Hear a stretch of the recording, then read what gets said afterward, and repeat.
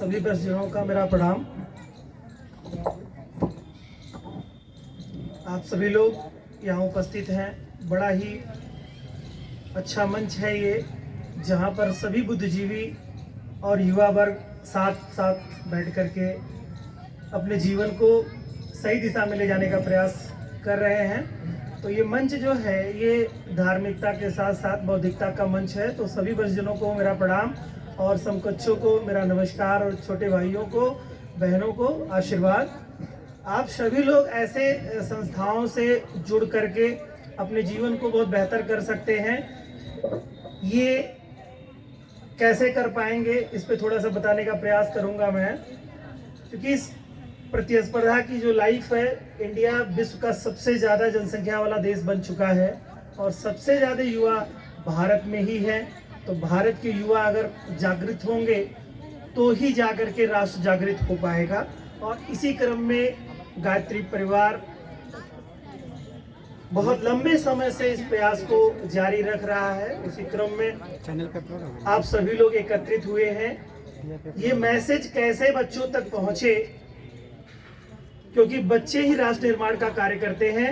राष्ट्र निर्माण में सबसे महती भूमिका युवाओं की होती है, क्योंकि युवा अपने करियर को बना रहे होते हैं। कोई डॉक्टर, कोई इंजीनियर, कोई शिक्षक, कोई आईएएस, कोई पीसीएस, इस तरह के परीक्षाओं के माध्यम से आदमी अपने जीवन के करियर की शुरुआत करता है।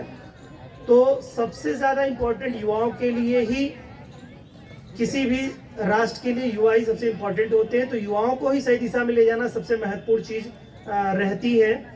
उसी क्रम में ये गायत्री परिवार पूरी तरह से लगा हुआ है। साथ ही साथ इसकी यूथ विंग इकाई जो है, डिवाइन दिया ग्रुप जो है, वो प्रयासरत है और सारे वरिष्ठ लोगों का भी सहयोग इसमें मिलता है। बड़ा अच्छा लगता है मेरे पास जब ये लोग आए, तो मुझे भी लगा कि एक अच्छी चीज़ है। इसमें सभी युवा आते हैं, हमारे छोटे भाई बहन आते हैं और छोटे भाई बहनों को कैसे एक सही दिशा में ले जाया जाए। हमारे शिक्षक बंधु बहुत मेहनत करते हैं, बहुत प्रयास करते हैं कि बच्चों को जिस फील्ड में वो जाना चाहते हैं उसमें वहाँ तक पहुँचाएं, और सफल भी होते हैं काफ़ी हद तक। अगर सफल नहीं होते तो लोग अधिकारी कर्मचारी बन नहीं पाते, शिक्षकों का ही रोल रहता है।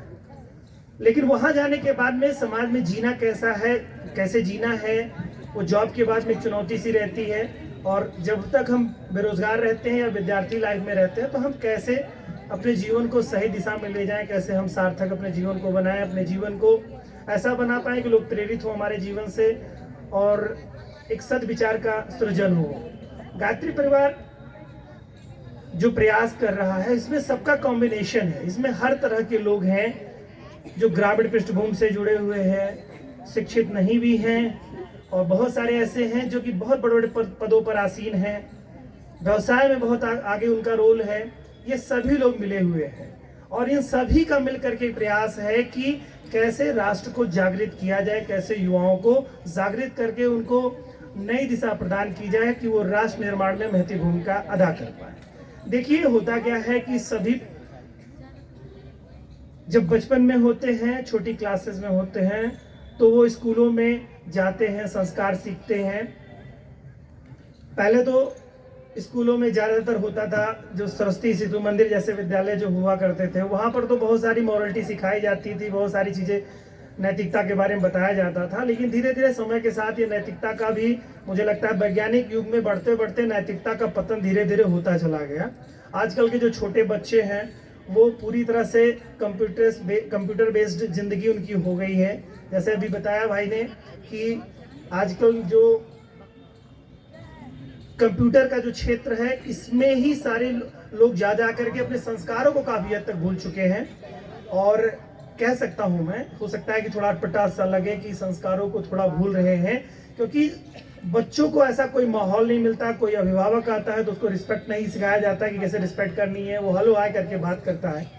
तो बच्चों को ऐसी परवरिश मिलती है जिससे कि बच्चों का एक मानसिक संतुलन उसी के परिप्रेक्ष्य में बदलता चला जाता है। तो ये बच्चों का दोष नहीं है, ये कल्चर का एक दोष है। तो जो अभिभावक और जो बच्चे इस ग्रुप में जुड़े हुए हैं, यानी इसी संस्था से जुड़े हुए हैं, या संस्था में जो कहीं न कहीं किसी माध्यम से वो विद्यालय के माध्यम से आए हैं, उन सभी जिनके माध्यम से, जिनके विद्यालयों से जो बच्चे आए हैं, निसंदेह बहुत ही अच्छा कार्य वो बच्चों के लिए कर रहे हैं, क्योंकि जीवन निर्माण तो उनका हो ही रहा है, लेकिन व्यक्तित्व निर्माण कुछ ऐसी संस्थाओं के माध्यम से मुझे लगता है कि ही हो पाएगा। अन्यथा वो बच्चे क्या होंगे, अपने जीवन में सफल हो जाएंगे, लेकिन ये चीज़ें उनको नहीं हो पाएंगी कि कैसे हमको क्या करना, अपने अभिभावकों के साथ कैसे बर्ताव करना है, कैसे हमको समाज के में कैसे रहना है, ये तमाम सारी चीज़ें वंचित रह जाती हैं। तो परिवार के माध्यम से आप इंजॉय करते हैं, एक तो ग्रुप मिलता है, कोई मंच मिलता है जहाँ आपको अपना प्रोग्राम दिखाना होता है। जैसा कि कुछ बच्चों युवाओं ने मोटिवेशन के तौर पे आप लोगों को बताया कि नशा कितना हानिकारक है, कितना घातक है जीवन के लिए, लेकिन हम लोग क्या करते हैं, देखते हैं और सुनते हैं, इंजॉय करते हैं, फिर भूल जाते हैं कि क्या है एक्चुअल में। युवाओं को या हमारे वरिष्ठ जन जो हैं वो कैसे किसी को सही दिशा में ले चले बच्चों को, इसके लिए यही सब संस्थाएं हैं जो कि कुछ धीरे धीरे अपना प्रयास करेंगी और धीरे धीरे उनके प्रयासों के माध्यम से ही सृजन हो पाएगा। क्योंकि जनसंख्या तो आप जानते ही हैं, इंडिया सबसे नंबर 1 कंट्री के रूप में हो चुका है। अभी आंकड़े नहीं आए कि इसकी जनगणना चूंकि हुई नहीं, तो आंकड़े अभी आपके पास है नहीं, लेकिन बाकी जो अंतर्राष्ट्रीय स्तर पे जो आंकड़े हैं, पैमाने हैं, उस हिसाब से विश्व की सबसे ज़्यादा जनसंख्या वाला देश भारत हो चुका है। और युवाओं की सबसे ज़्यादा पूरे विश्व में अगर बात करेंगे तो युवा भारत में ही है।